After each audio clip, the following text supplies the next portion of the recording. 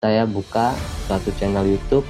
Di situ Dr. Zakir Naik, saya menonton di situ. Beberapa video saya tonton, terakhir yang saya nonton itu yang bikin saya dilema. Di situ saya hampa, iman saya goyang di situ. La ilaha illallah Muhammadun Rasulullah alaihi salatullah wa alihi wal ahibba. Bismillahirrahmanirrahim. Assalamualaikum warahmatullahi wabarakatuh. Alhamdulillahilladzi khalaqal mauta wal hayata liyabluwakum ayyukum ahsanu amala wa huwal azizul ghafur. Salatan wa salaman ala nabiyina Muhammad sallallahu alaihi wasallam alladzi qad hamala an-nas minadh dhulumati ila an-nur minal jahiliyah ila al-islamiyah. Alhamdulillah sahabat, Allah masih mengizinkan kita untuk berjumpa kembali pada kesempatan yang sangat berbahagia ini. Alhamdulillahirabbil alamin. Tidak bosan-bosannya saya ingatkan kepada para sahabat untuk menonton video ini sampai dengan tuntas, karena konten kita kerap kali membicarakan mengenai akidah dan perbandingan agama. Saya khawatir terjadi kesalahpahaman di kalangan sahabat seandainya menonton sepenggal-penggal atau bagian tertentu saja. Kita berdoa semoga Allah melindungi iman kita dan kita diwafatkan dalam keadaan husnul khatimah. Amin ya rabbal alamin. Terus dukung channel dakwah ini dengan cara klik tombol subscribe, like, komen, dan share. Sahabat, dengan cara subscribe, dengan cara like, dengan cara share, sahabat sudah ambil bagian dalam membentengi umat dari pemurtadan. Semoga Allah membalas kebaikan sahabat bagi yang sudah subscribe dengan balasan kebaikan berlipat ganda. Amin ya rabbal alamin. Baik sahabat, konten kita kali ini sahabat, ini adalah konten yang sangat aneh, bisa kita katakan sahabat, yang sangat spektakuler. Karena ini menyangkut dengan Babang Murtadin sahabat. Ini masih anak muda sahabat saya pikir. Nah, si Babang Murtadin ini sahabat, dia mengaku dia murtad setelah mendengar salah seorang dai kondang, yaitu dai internasional yang kita kenal bersama Dr. Zakir Naik, yaitu merupakan ulama perbandingan agama sahabat. Nah, si Babang Murtadin ini mengaku setelah mendengar ceramah atau video konten YouTube dari Dr. Zakir Naik, dia akhirnya mantap meninggalkan Islam atau alias murtad sahabat. Nah, ini kan sangat aneh. Pada satu sisi kita memandang Dr. Zakir Naik telah mengislamkan ribuan, bahkan ratusan ribu, mungkin jutaan umat manusia sahabat yang non-muslim, dimualafkan, akhirnya terbuka hidayah karena perantara Dr. Zakir Naik, akhirnya mereka memeluk agama Islam sahabat. Nah, yang anehnya si Babang Murtadin ini ketika menonton video konten YouTube atau ya video Dr. Zakir Naik, dia malah mantap meninggalkan Islam alias murtad. Ini kan sangat aneh, patut kita pertanyakan sahabat. Nah sahabat, tidak perlu berlama-lama, langsung saja kita melihat cuplikan video sahabat. Kemudian kita akan komentari dan kita akan kupas apa yang mendasari atau apa kesalahan misunderstanding dari Babang Murtadin ini. Baik, tidak perlu berlama-lama, ini dia cuplikan videonya sahabat. Saya dari kecil diajarin ngaji, disuruh sholat, suruh ngaji, suruh sholat gitu kita ya, terus dari SD itu. Karena ya mungkin emang apa ya, almarhum kakek saya juga kan karena orang Madura yang agamanya Islamnya itu sangat kental ya di sana. Jadi mungkin dari situ saya emang harus diajarkan keras kayak gitu. Cuma saya pernah dengar cerita saya waktu umur saya berapa itu. Yang saya heran katanya kan di Muslim itu kalau orang lahir itu harus diajani. Tapi saya lahir itu nggak diajani. Benar-benar nggak diajani sama papa saya. Nggak diajarin. Saya heran di situ, saya selalu bertanya-tanya, sampai sekarang pun saya bertanya-tanya kenapa seperti itu. Saya mau bertanya sama papa saya juga nggak mau gitu, karena udah cukup tahu gitu kan. Singkat ceritanya, tahun 2012 mama saya mengenal Tuhan. Saya nggak pernah tahu apa alasannya mama saya pindah keyakinan. Saya nggak pernah tahu karena dia juga nggak pernah cerita. Cuma dia pernah cerita sedikit ya, nggak terlalu terbuka. Cuma yang dia omongin, katanya kalau di Islam itu kalau tatuan katanya nggak diterima sholatnya, ngajinya juga nggak diterima.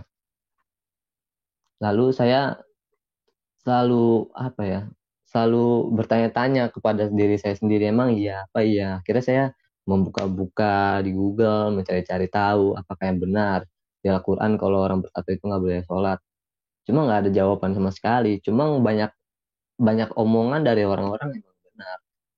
Karena kan wudhu itu kan harus suci kan. Jadi karena kalau tatonya kena air wudhu itu nggak sah katanya. Jadi sholat sholat sama ngaji itu nggak boleh katanya. Nah terus dulu pernah, jadi saya punya ayah tiri ya, ayah sambung. Saya punya ayah sambung itu yang mensekolahkan saya dari SD sampai saya SMP kelas 3. Jadi ayah tiri saya itu bilang gini ke mama saya, percuma lu sholat katanya, nggak bakal sah tato lu tuh katanya. Dia ngomong kayak gitu ke mama saya. Mungkin ya saya tahu, mungkin alasan mama saya karena apa tuh pindah agama karena itu. Nah dari situ mama saya pindah agama, saya jujurnya sangat kecewa.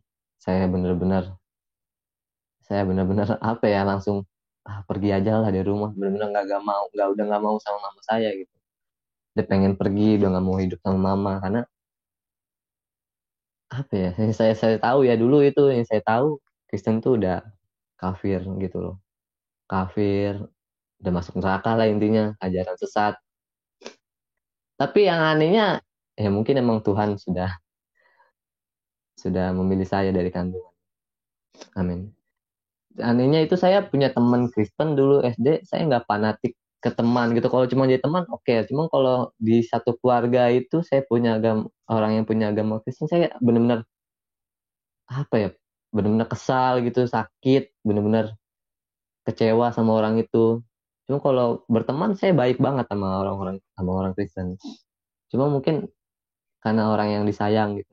Cuma emang yang saya tahu juga emang itu Kristen itu pasti bakalan masuk neraka, kafir. Baik sahabat, kita sudah mendengar sekilas dari ya si Babang Murtadin ini sahabat. Sebelum kita lanjutkan sahabat, saya mencatat beberapa poin yang perlu kita klarifikasi supaya tidak terjadi kesalahpahaman di kalangan umat Islam itu sendiri maupun kalangan non-muslim sahabat. Yaitu mengenai poin yang pertama yang perlu kita klarifikasi mengenai bayi yang lahir apakah bisa atau dibolehkan tidak diazanin. Nah ini si Babang Murtad ini mengaku dia tidak diazanin pas dia lahir sahabat. Nah hukum mengazani dan mengiqomahkan bayi yang baru lahir menurut mazhab Imam Syafi'i merupakan sunnah, yaitu apabila dikerjakan mendapat pahala, apabila tidak ditinggalkan tidak bermasalah, tidak sampai derajat berdosa apabila ditinggalkan karena dia bukan wajib. Ini tidak menjadi masalah. Kalau misalkan diazankan itu ya bagus karena sunnah sahabat. Tapi kalau misalkan ditinggalkan atau tidak diazankan ya tidak jadi masalah, tidak juga mendapat dosa sahabat. Kemudian sahabat, poin yang kedua yang saya catat sahabat, mama si Babang Murtadin ini pindah agama alias murtad karena dia tidak tahan diejek-ejek ya tatuan. Ini ceritanya konteksnya mama si Babang Murtadin ini mamanya tatuan sahabat, kemudian tidak tahan diejek-ejek, sholatnya tidak sah, kemudian baca Qurannya tidak diterima. Nah ini merupakan misunderstanding, kesalahpahaman, atau saya pikir ini kekurang tahuan sahabat dari si Babang Murtadin ini mengenai hukum tato. Memang dalam mazhab kita dan seluruh ulama mengatakan bahwasanya hukum tato itu haram. Ini hukum membuatnya sahabat ya. Hukum membuat, Allah akan melaknat orang yang membuat tato dan orang yang meminta untuk dibuatkan tato. Ini hukum membuat. Hukum ketika kita ingin memasang tato itu jelas tidak ada khilafiyah, haram hukumnya. Tapi sahabat, apabila dia tidak tahu, dia sudah terlanjur buat sahabat, dia sudah terlanjur ditato. Misalkan non-muslim pindah ke dalam agama Islam, dia otomatis tidak tahu hukum menato itu haram sebelum Islam. Ketika dia sudah ditato, apakah itu menjadi tidak sah wudu dan tidak sah sholat? Wudunya sah karena tato itu masuk ke dalam kulit, masuk disuntik ke dalam kulit sahabat. Jadi kalau misalkan tidak sah wudu apabila ditempel, kan ada tato anak kecil itu yang model tempel, itu tidak sah wudu. Tapi kalau misalkan tato asli yang masuk ke dalam kulit, yang masuk ke dalam daging tintanya sahabat, dan pada saat kita berwudu kulit kita tetap basah, maka itu akan menjadi sah wudu kita dan sholat kita diterima insya Allah. Apabila orang non muslim atau orang muslim yang tidak tahu hukum tato, kemudian dia bertato, dia berwudu, sah wudu. Nah dia membaca Quran, sebelum dia membaca Quran dia berwudu, sah baca Quran dan wudunya sahabat. Ini merupakan misunderstanding, kekurang tahuan, atau ya Babang Murtad ini tidak tahu sahabat mengenai bagaimana hukum tato dalam Islam sahabat. Nah ini sangat disayangkan sahabat, si Mamak Babang Murtad ini dia sampai pindah ke dalam agama Kristen, bisa kita katakan sahabat. Karena dia tidak tahan dibully sahabat. Bapak tirinya selalu mengejek si Mamak Babang Murtad ini mengatakan, buat apa sholat, nggak sah wudunya. Ini adalah misunderstanding, ketidaktahuan atau tidak memiliki ya pengetahuan lah sahabat mengenai tato. Baik sahabat, kita akan lanjutkan kesaksian si Babang Murtad ini, kemudian kita akan klarifikasi lebih lanjut sahabat. Baik, ini dia cuplikan videonya. Di situ 2012 mama saya kenal Tuhan. Di situ saya mencari, saya pengen gimana caranya mama saya balik lagi ke Islam. Tahun 2014 saya buka suatu channel YouTube. Di situ Dr. Zakir Naik, saya menonton di situ beberapa video saya tonton. Terakhir yang saya nonton itu yang bikin saya dilema. Di situ saya hampa, iman saya goyang di situ. Karena di sini Pak Yusuf mungkin bisa membukakan surat Az-Zukhruf ayat 61 ya. Boleh ditayangkan? Iya. Oke, kita tayangkan dulu ya. Ya, surat Az-Zukhruf ayat 61. Nah, di sini jadi saya menonton Dr. Zakir Naik itu, ada yang bertanya seseorang ke Dr. Zakir Naik tentang ayat ini. Dan sungguh dia dalam huruf Isa itu benar-benar menjadi petanda akan datangnya hari kiamat. Karena itu, janganlah kamu ragu-ragu tentang kiamat itu. Dan ikutilah aku, inilah jalan yang lurus. Di situ dipertanyakan kepada Dr. Zakir Naik. Dan jawabannya yang bikin saya heran dan saya guncang. Jawabannya Dr. Zakir Naik ini. Itu hanya berlaku untuk kaum Yahudi. Itu hanya berlaku pada masa itu. Yang saya pertanyakan, logika saya bermain, emang sebenarnya dalam Al-Quran katanya nggak boleh pakai logika. Cuma kan kita manusia yang berlogika dan nggak masuk akal penjelasannya, katanya berlaku hanya untuk kaum Yahudi dan untuk masa itu saja. Sedangkan katanya Al-Quran itu sampai seterusnya, dan Al-Quran itu katanya ini kan kitab terakhir dan penyempurna. Kalau emang penyempurna berarti kan berlaku untuk selamanya. Dari situlah iman saya goyang iman saya selalu bertanya-tanya. Saya sholat juga udah ya nggak niat gak niat, jadi sholat kemana-mana pikirannya. Kadang pas lagi berdoa nggak sholat, cuma kayak kosong gitu, nggak ada apa-apa. Baik sahabat, kita sudah mendengarkan kesaksian dari si Babang Murtad ini sahabat, yang mengatakan, ini saya mencatat poinnya yang sangat keliru sahabat. Ketika si Babang Murtad ini mengatakan Islam itu tidak boleh menggunakan logika, ini adalah salah total. Kenapa? Karena Al-Quran merupakan satu-satunya kitab suci yang mengajak kita untuk berpikir sebagai pengikutnya, yang mengajak kita berpikir sebagai orang yang mengimaninya. Mana buktinya? Buktinya sahabat bisa melihat Al-Quran, sangat banyak ayat Al-Quran yang terdapat di dalamnya afala ta'qilun. Tidakkah kalian berpikir? Afala tatadabbarun. Tidaklah kalian mentadabbur. Afala tatadzakkarun. Itu sangat banyak ayat model-model seperti itu sahabat, yang intinya mengajak untuk berpikir. Hei wahai hambaku, Allah menyuruh kita untuk berpikir. Bahkan ketika kita beriman, kita mengesahkan Allah, wa'lam annahu la ilaha illallah. Ketahuilah. Jadi kita disuruh cari tahu dulu sahabat, bahwasanya tidak ada Tuhan lain selain daripada Allah. Tidak ada Tuhan yang berhak disembah selain daripada Allah Subhanahu wa taala. Kemudian kita masuk ke dalam poin si Babang Murtad ini salah mendengarkan ceramah Dr. Zakir Naik, yaitu langsung saja kita buka Al-Quran mengenai surah Az-Zukhruf ayat 61 sahabat. Langsung saya bacakan sahabat supaya tidak ada terjadi kesalahpahaman di antara kita sahabat, tidak ada dusta di antara kita. A'udzu billahi minasyaitonir rajim. Bismillahirrahmanirrahim. Wa innahu la'ilmun lis-sa'ati fala tamtarunna biha wattabi'un. hadza siratum mustaqim. Yang artinya sahabat, dan sungguh dia Isa benar-benar menjadi pertanda akan datangnya hari kiamat. Karena itu janganlah kamu ragu-ragu tentang kiamat itu, dan ikutilah aku, inilah jalan yang lurus. Shadaqallahul aliyyul azim. Baik sahabat, berdasarkan ayat ini sahabat, jadi si Bapak Murtadi ini terjadi kesalahpahaman ketika dia mendengar ceramah Dr. Zakir Naik yang mengatakan ayat ini tidak berlaku lagi, hanya berlaku kepada kaum Yahudi sahabat. Na'udzubillah summa na'udzubillah. Ini ayat sahabat menceritakan tentang menjelang hari kiamat. Apakah hari kiamat sekarang sudah terjadi? Belum sahabat. Nanti Nabi Isa alaihissalam akan diturunkan ke bumi sahabat.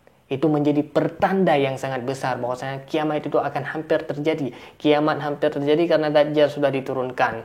Karena Dajjal sudah muncul sahabat. Jadi bagaimana mungkin Dr. Zakir Naik mengatakan ayat ini tidak lagi berlaku atau hanya berlaku kepada umat Yahudi? Ini salah dengar ini sahabat si Babang Murtadin ini.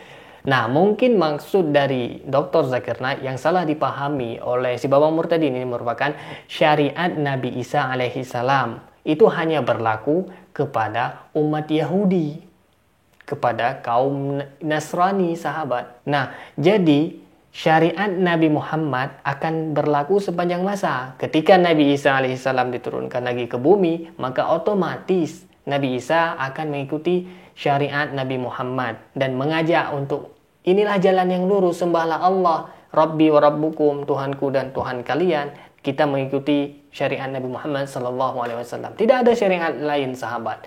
Sampai kiamat syariat Nabi Muhammad akan berlaku sahabat. Nah, si Babang Murtad ini salah menangkap. Maksud dari Dr. Zakir Naik yang mengatakan syariat Nabi Isa yang tidak berlaku lagi. Sedangkan ayat ini menjelaskan tentang akan datangnya hari kiamat. Nabi Isa memerlukan bukti yang teramat nyata, teramat besar. Kiamat itu akan segera terjadi pada saat Nabi Isa sudah diturunkan ke bumi sahabat. Nah, ini merupakan hal-hal yang memang tidak begitu didalami oleh Babang Murtadin. Ini dia mengambil kesimpulan sendiri tanpa mempertanyakan kepada ustadz-ustadz atau orang yang ahli di bidang tafsir, di bidang membaca Al-Quran dan mentafsirkan Al-Quran. Baik sahabat, demikian yang dapat saya sampaikan. Yang baik datangnya dari Allah Subhanahu wa taala, yang salah yang khilaf murni dari keterbatasan ilmu saya, mohon diberi maaf dan saya mohon ampun kepada Allah Subhanahu wa taala. Terus dukung channel dakwah ini dengan cara klik tombol subscribe, like, komen dan share sahabat, dengan cara subscribe, dengan cara like, dengan cara share. Sahabat sudah ambil bagian dalam membentengi umat dari pemurtadan. Semoga Allah membalas kebaikan sahabat bagi yang sudah subscribe dengan balasan kebaikan berlipat ganda. Amin ya rabbal alamin. Terima kasih bagi yang sudah menonton. Hadanallah wa iyyakum ajma'in. Akhirul kalam, wassalamualaikum warahmatullahi wabarakatuh. La ilaha illallah Muhammadun Rasulullah alaihi salatullah wa alihi wal ahibba